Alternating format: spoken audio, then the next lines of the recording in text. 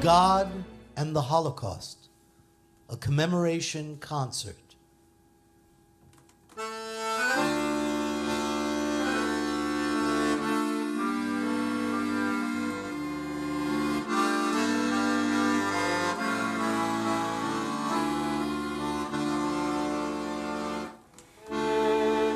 During 2,000 years of exile, Jews lived among strangers, but assumed that they were living in their own homelands. Poland, Russia, the Ukraine, Lithuania, Latvia, Romania, Hungary, the Carpathian Mountains, Bessarabia, the big cities, and the many Jewish shtetla, the little villages, that for over 1,000 years constituted the Jewish landscape and their faith in a Jewish God.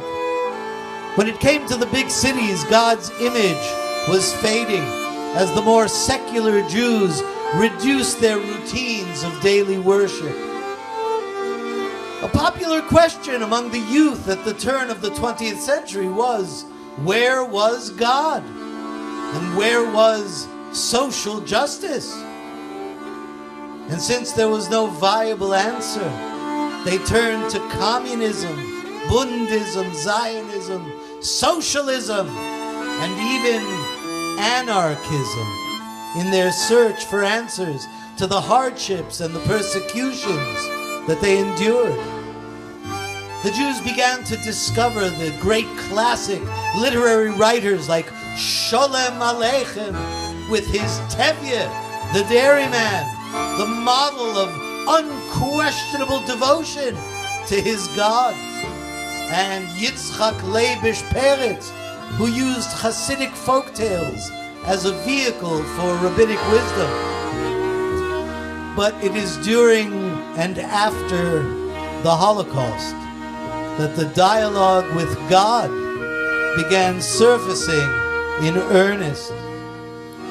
Jewish writers and poets began to search for answers, both in literature and in music. For many, no matter the degree of suffering or hardship, their faith remained strong. Ani ma'amin, I believe with full faith in the coming of the Messiah. And in spite of the fact that he is delayed, I will still believe. Ani ma'amin, ani ma'amin, ani ma'amin. Be'emuno shlemo, b'vias HaMashiach, b'vias HaMashiach, ani ma'amin, ve'af al pi she'yismamea, im kol zeh ani ma'amin. You see, the Holocaust, it touched all Jews equally, knowing full well that the murderers did not discriminate between the pious and the free thinkers, the red flags and the holy scrolls, the rich and the poor, the scholars and the ignorant. As the Yiddish writer Avrum Lev points out in his ode, Down Below, he writes, a town of Jews is buried, both Hasidim and opponents, saintly rabbis, cobblers, tailors, Zionists and communists, older folk and little children. For the slaughterers, all were equal.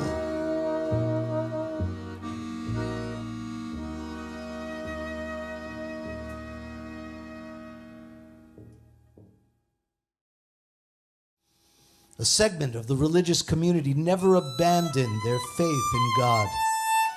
Indeed, they saw deep meaning in their suffering and even greater glory in their dying. The Jews of the little West Galician shtetl of Grodzisk sincerely believed that pious and God-fearing Jews must come to heaven in one piece, beards and their payas, their sidelocks included, in spite of the order proclaiming that Jews had to cut off and shave their beards and their sidelocks. So in order to survive, the Jews reluctantly shaved their own beards and their payas, and they sewed them into their pockets with the intention of coming to heaven in one piece. It was far from their wildest imagination that they would be stripped of all of their clothing before they were sent to the gas chambers.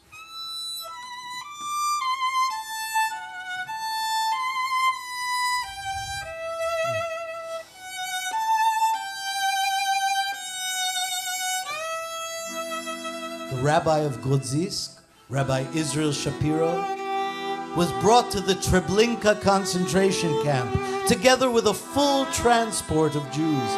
The Rebbe decided to hold a sermon at the gates of the crematorium. Listen, brothers and sisters, children of the Jewish people, we must not question the workings of our Creator. If it has fallen upon us to be the victims of the Messiah's coming and thereby burn in the flames, we are to declare ourselves fortunate. We are to be happy that our ashes will purify the entire people of Israel. Don't despair, but be joyous.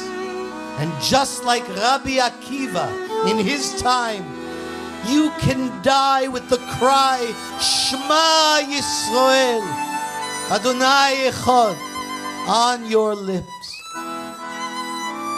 The closeness that was felt by these Jews to their God was boundless. They trusted him with their children, abided by his laws, for no matter how the Almighty drives his flock from him, discards and punishes them, he is their stronghold and their salvation, always. In the words of the Yiddish poet Stenzel, if you cut down the tree, the root in the earth will remain, and if you tear out the roots, the seeds will spring up again. Häufen Pripitschik brennt a Feier und in Stub is heiß und der Rebbe lernt kleine Kinderlach dem Aleph Beis. In the fireplace a fire is burning and the house is warm, and the rabbi, the Rebbe, is teaching young children the Aleph Beis, the Yiddish alphabet. Seht Kinderlach, gedenk Shetayere, was ihr lernt do. Sag noch amol und Tage noch amol, kommet Aleph. You see, my children, remember, dear ones, what you study here. Say it one more time, and then repeat it once again.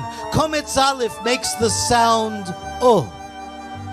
Azir vet Kinderlach älter werden, vet ihr allein verstehen,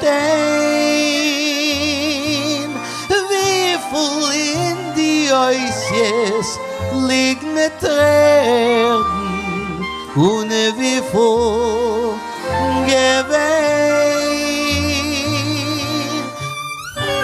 When you, my children, when you get older, you will understand for yourselves how many tears are in those letters of the alphabet and how much sorrow.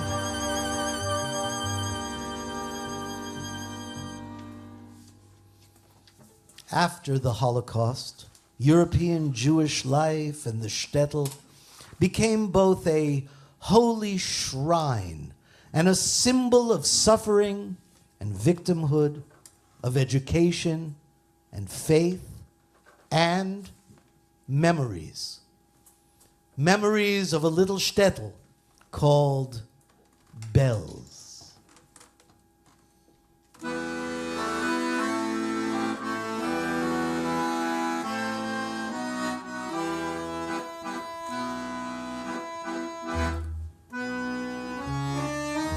Belz, mein Städterle Belz, meine Heimale, wie ich hab meine Kinder schon jung verbracht. Seid ihr amol gewesen in der Belz, mein Städterle Belz, in Uremen Stiebale, mit alle Kinderlach dort gelacht.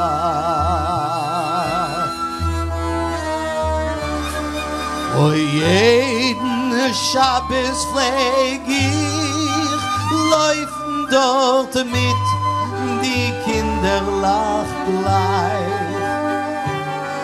Zu sitzen unter dem grünen Bäumerle, leben bei dem Teich. Belz, mein Städterle Belz, meine Heimale, wie ich hab gehad, die schöne Chaloimes Asach.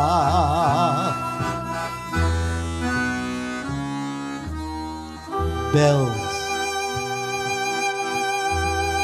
my little town, Belz, my little home, where I got to spend all of my childhood years.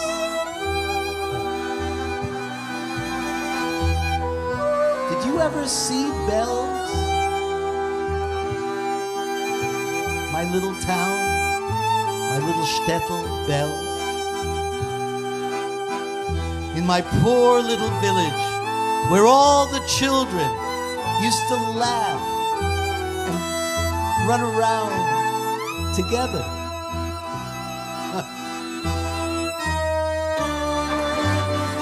Every Sabbath, all the children would run together and we would sit under this little green tree. We had such a good time there, right near the river.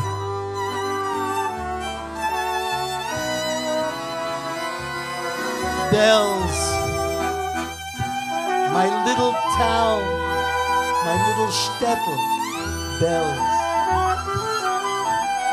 My home, where I had so many beautiful, beautiful dreams.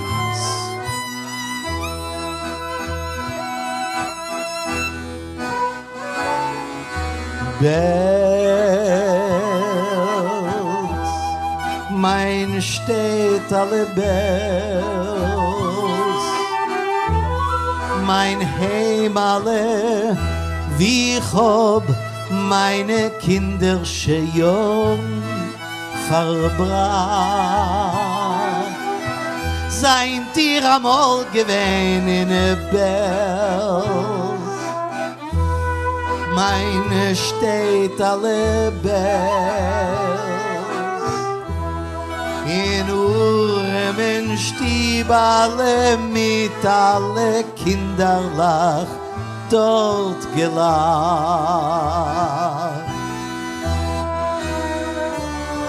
Oi, jeden Schabbes pfleg ich laufen dort mit die Kinderlach gleich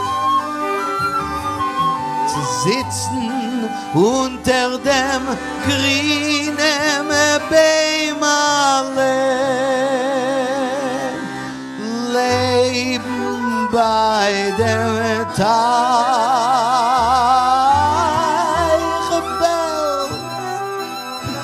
mein steht Bell, mein Heimale, wie ich hab gehabt, die schöne Chaloime Asach.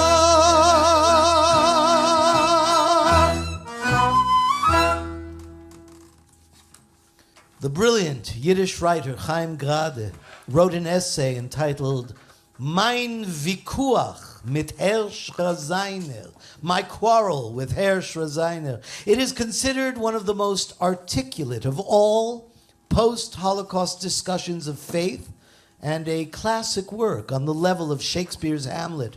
Chaim and Hersh are two friends who grew up in the Orthodox world in Europe, and they were separated in the concentration camp.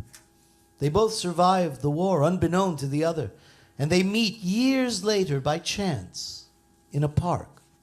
One is now a rabbi, while the other has become an atheist, secular writer. During their extensive dialogue, Chaim demands to know, do you still believe in this merciless world?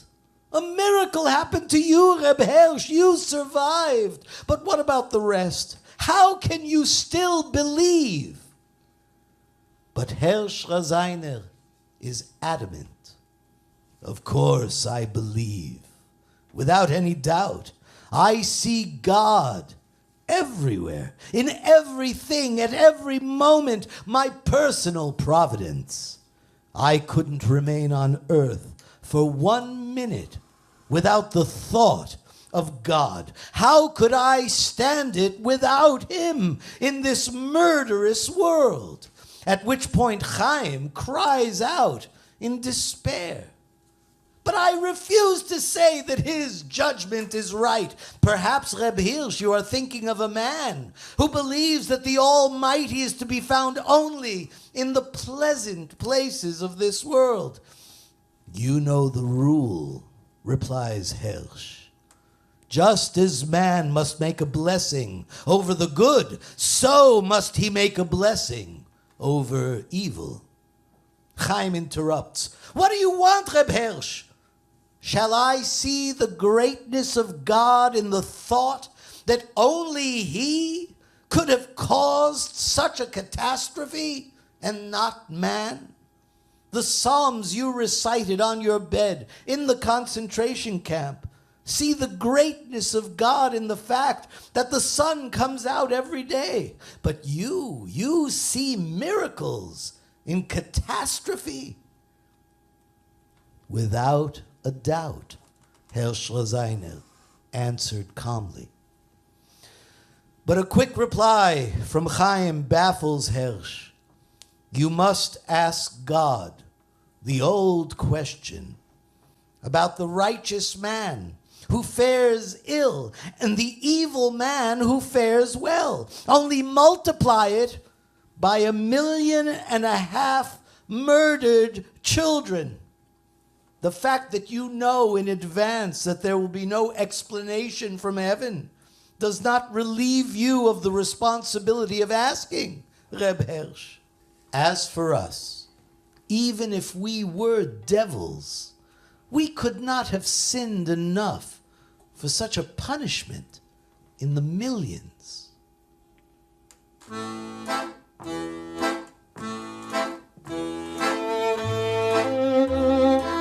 Papyrossen, cigarettes. It's a Yiddish song that tells the story of a young Jewish boy who is selling cigarettes to survive on the street. He depicts his tragic fate. Having lost their parents, his younger sister has died, and eventually he loses hope himself. The night is cold, and all around it's dark. A little boy stands there. He looks around with only a wall to protect him from the rain. In his hand is a little tray, and his eyes are beckoning to everyone who goes by. He's crying. I no longer have the strength left to walk around the streets. I'm hungry, disheveled, and wet from the rain. From the day's beginning till its very end, no one wants to do business with me. They all laugh and make fun of me. Please come buy some cigarettes. They're dry. The rain did not get to them. Please buy them and have pity on me. Save me from hunger. Please, come and buy some matches, and you'll help a poor orphan like me. Forgive me. Forgive me for shouting and for rambling on. But nobody is buying anything from me. Please help me. Otherwise, I will perish like a dog in the streets.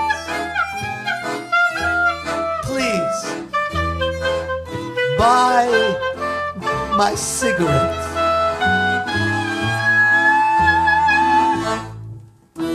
A kalte Nacht, a nebeldicke, finster steht a Jingale vertreuert und guckt sich herum. Von Regen schützt ihn nur a Wand, a Koschekel halt in Hand. In seine Augen beten jeden Sturm. Ich hab schon nicht kein Keuch mehr, herumzugehen im Gas. Ungerig und abgerissen von dem Regennass. Ich schlepp sich von Beginnen, keiner geht nicht zu verdienen. Alle lachen, machen von mir Spaß. Kupice, Käufche, Papierossen. Trockene von Regen, nicht vergossen. Käufche billig, Benemones, kauft und hat auf mir Rachmones. Rette wird von Hunger, mich hat zehn. Kupice, Käufche, Schweberlach antiken. Der Miet wird ihr a Josmo, der Quicken. Siehst mein Schreien und mein Läufen, keiner will bei mir nicht kaufen.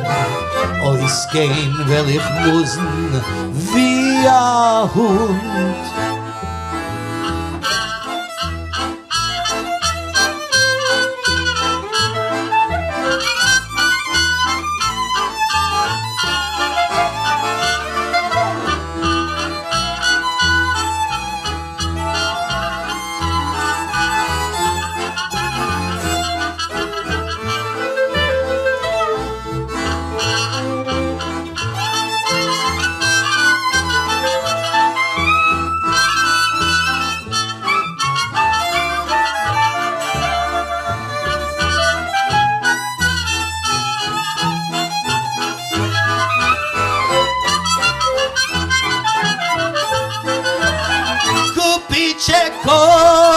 Käufche, Papierossen. Trockene von Regen nicht vergossen. Käufche billig, Benemones, kauft und hat auf mir Rachmones.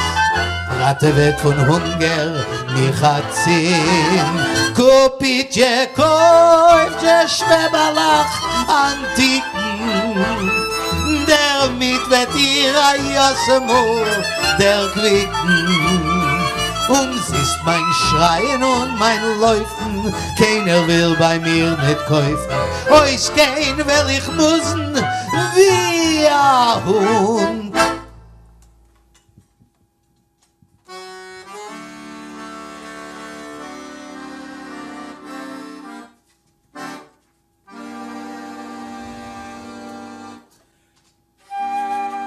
One of the many protesters against God after the Holocaust tells in his diary the story of the Jews who emerged from hiding. And they started shouting at God, Yidden, Jews, collect large stones and throw them up to heaven. Why has God picked on us for this torment? Give me rocks to throw at him in defiance. The Torah speaks of God's mercy. There was none. The Torah speaks of divine justice. Where was it? The Torah speaks of faith. But I have serious doubts. The Torah speaks of man being created in the image of God. But men are beastly devils, diabolical fiends and evil beings. Does this not mean that God himself is like this?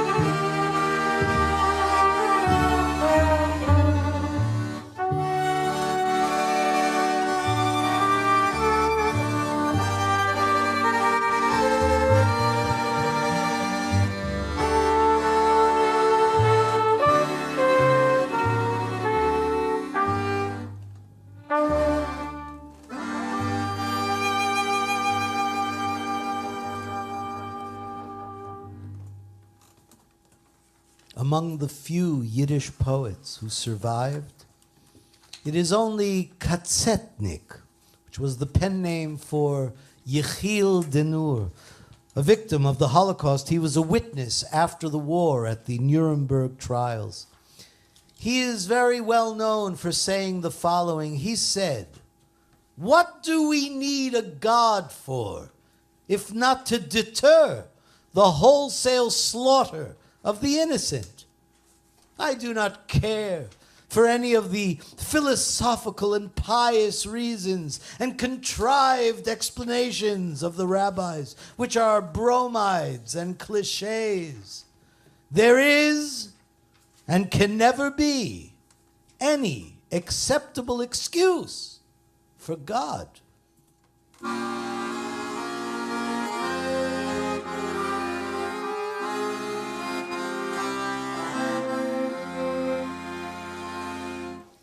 Es brennt, Brüderlach, es brennt.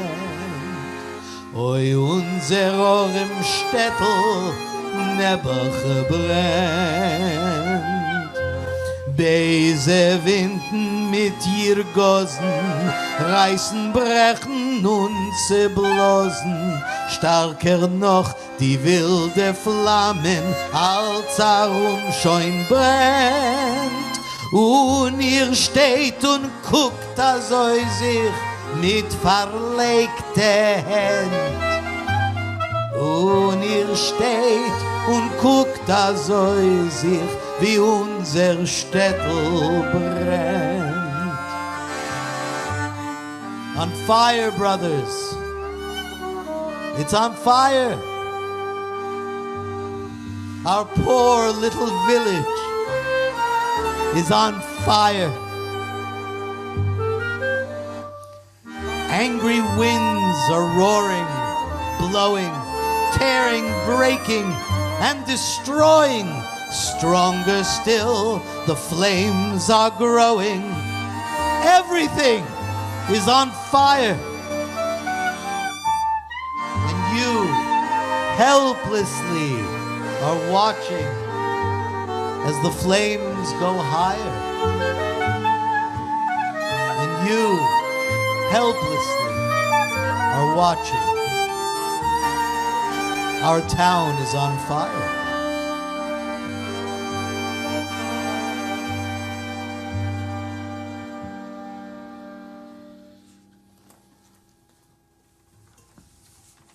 Yaakov Glatstein was one of our most prolific poets and essayists. He sees the contract that was made on Mount Sinai reduced to ashes. He writes, God has not kept his word. He abandoned his people in their darkest hour, and hence the contract is dissolved. We received the Torah at Mount Sinai, but in Lublin we gave it back. The dead cannot praise God. The Torah was given to the living. Another one of our great female Yiddish poets, Kaddia Molodovsky, was born in Russia in 1894. Having emigrated to New York in the early 1900s, she was highly influenced by the greatest Jewish tragedy of the 20th century. And she wrote her own personal plea to God, a poem called El Chanon, Merciful God. She writes, Merciful God, choose another people for the time being. We are tired of dying. We have no more prayers left. Choose another people for the time being. We have run out of blood to be the victims. Oh, and one more favor grant us, oh merciful God of ours. Take back the divine glory of our genius. And so, the eternal flirtation with the glitter of the outside world came to an end in Yiddish literature. For no matter how narrow and confining Judaism may have seemed, the outside world was populated by wretched beings, posing as humans, but acting like beasts.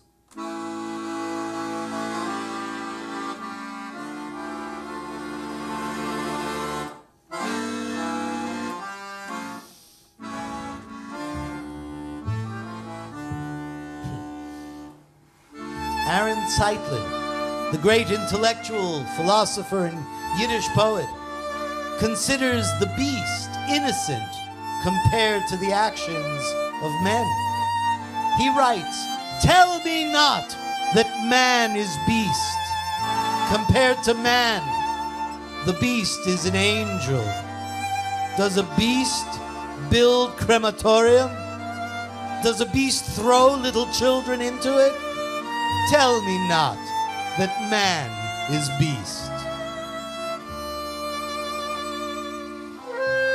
Together with the famed Yiddish songwriter Sholem Sekunda, they wrote this song, Donna, Donna, which became an international hit in spite of the fact that it's all about a little calf being led to the slaughter.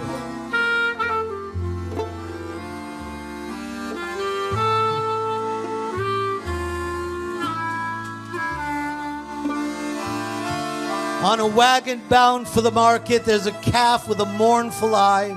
High above him, there's a swallow winging swiftly through the sky.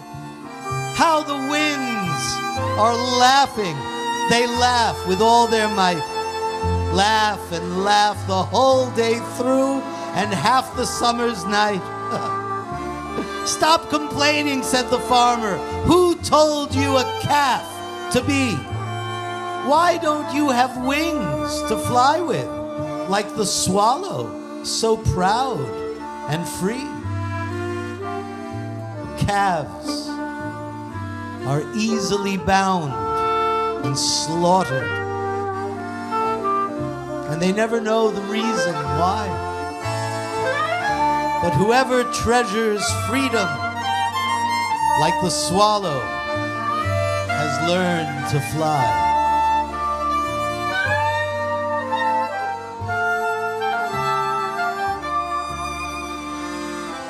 Lacht der Wind in Korden,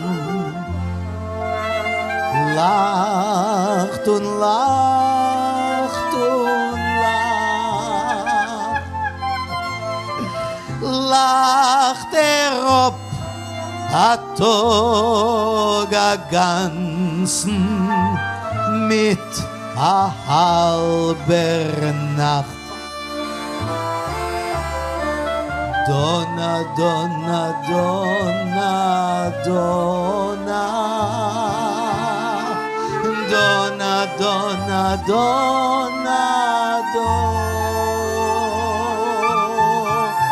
Donna, Donna, Donna, Donna, Donna, Donna, Donna. Auf'n Viertel liegt das Kälbel, liegt gebunden mit a Strick. Hoch in den Himmel flieht das Schwälbel, freut sich, dreht sich hin und zurück. Lacht der Wind in den Korden, lacht und lacht und lacht,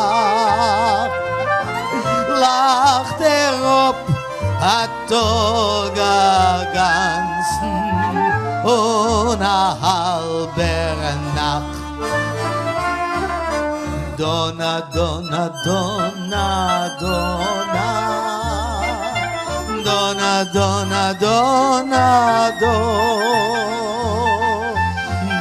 Donna, Donna, Donna, Donna, Donna, Donna, Donna, Donna, Donna, Donna, Donna, Donna.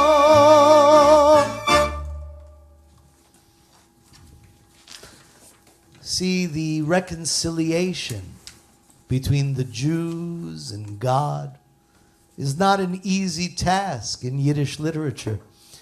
It is made possible by the realization that God must have equally suffered as his people did. He must have shared their destiny and their torture.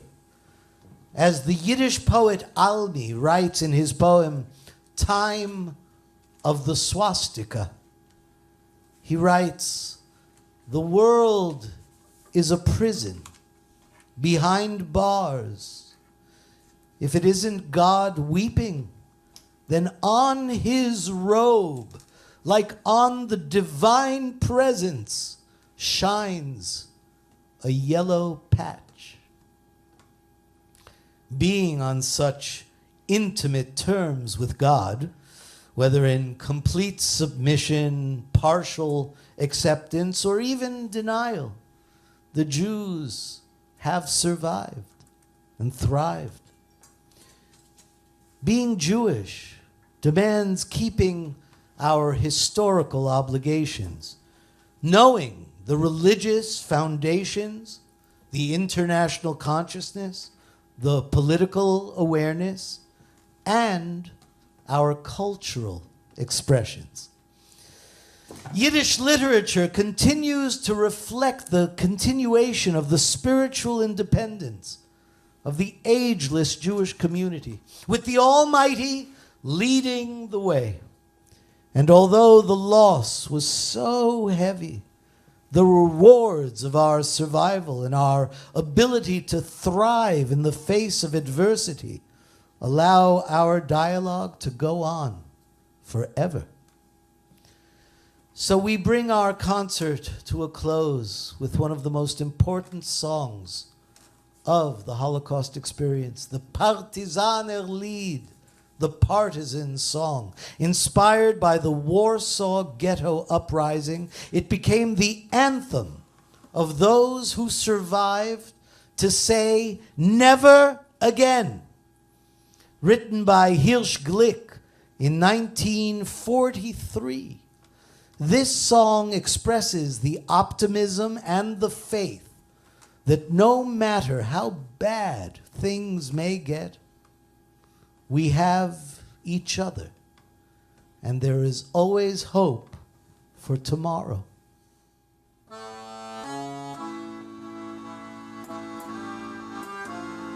Never, never say that you are going down your last road. Although the skies are lead and they cover the blue days, our promised hour will soon come. Our marching steps will ring out. We are here. From green lands of palm trees to lands with white snow mountains, we come with our pain. We come with our woe. And from wherever a spurt of our blood should fall, there will sprout our strength and our courage. Today the morning sun will accompany us, and our enemies will fade away with the yesterday. But if the sun waits to rise, like an anthem, this song will go from generation to generation. Because this song is written with blood and not with ink. It's not a tune sung by birds in the wild. This song was sung by people amidst the collapsing walls with pistols in their hands. So never, never say that this is your last road. Although the lead-filled skies are covering all of our blue days, our promised hour will soon come. Our marching steps will ring out. We are here.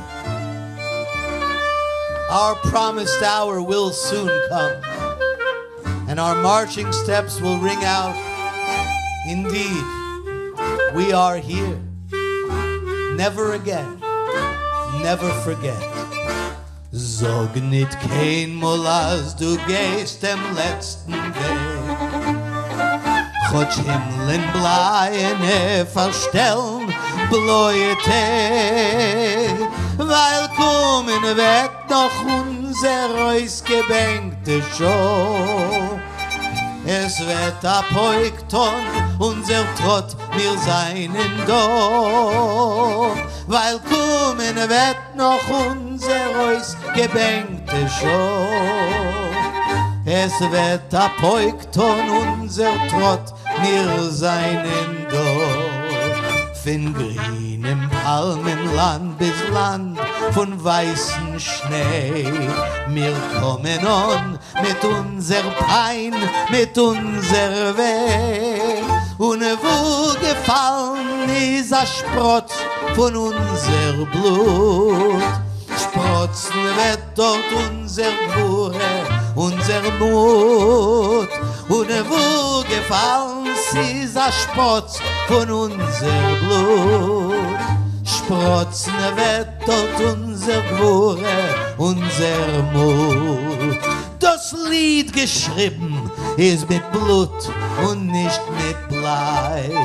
Es ist nicht kein Liedl von a Vogel läuft der frei.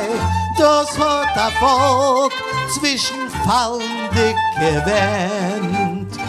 Das Lied gesungen mit Naganes in die Hand. Das hat a Volk zwischen fallende gewähnt. Das Lied gesungen mit Naganes in die Hand. Du sag nicht keinmal, als du gehst dem letzten Weg. Chotsch Himmeln bleiene, verstellen bläute. Kommen wird noch unser ausgebänkter Show.